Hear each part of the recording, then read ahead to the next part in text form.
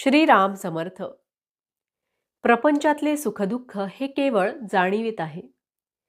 प्रापंचिकाच्या मनात नेहमी एक शंका येते की खोटे करून सुद्धा जर सुखी होता येते तर तसे करायला काय हरकत आहे.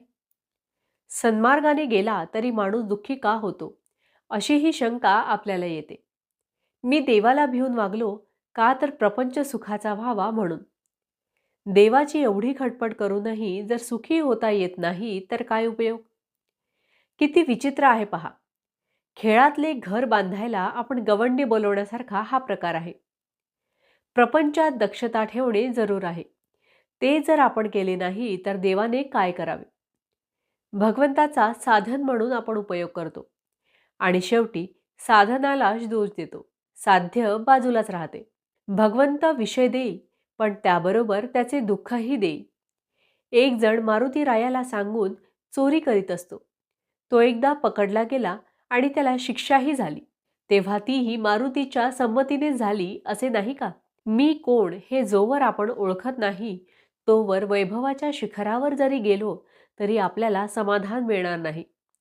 ज्याच्यापासून प्रपंच झाला त्याला ओळखता आले पाहिजे. देहच सत्य नाही तर त्यावर उभारलेली इमारत कुठून सत्य असणार. ठिगळे लावून आपण आपला प्रपंच करतो, मग त्यात कमतरता आल्याशिवाय नाही राहत. कोळसा अवगाळून पांढरा रंग मिळेल हे म्हणणे जसे वेडेपणाचे आहे तसे प्रपंचात सुख मिळवीन हे म्हणणे आहे. सुख दुःख हे जाणीवेत आहे.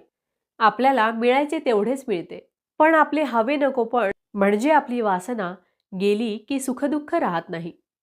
वासना मारायला भगवंताचे अधिष्ठान हाच एक उपाय आहे. वासना ही लाडावलेल्या कुत्राप्रमाणे आहे. तिला नुसते हडहड करून ती बाजूला जात नाही. पण तेही बरोबरच आहे, कारण आपणच तिला लाडावून ठेवले आहे. म्हणून भगवंताच्या पूजेच्या वेळीसुद्धा ती देवघरात येते. शिवाय वाईट वासनेमध्ये चांगल्या वासनेला मारण्याचे बळ आहे, कारण आपण स्वतः वाईट वासनेच्या बाजूचेच आहोत. वासना ही कोणत्याही उपायांनी तृप्त होण्यासारखी नसून आपण जर भगवंताजवळ वास ठेवला तरच ती नष्ट होते.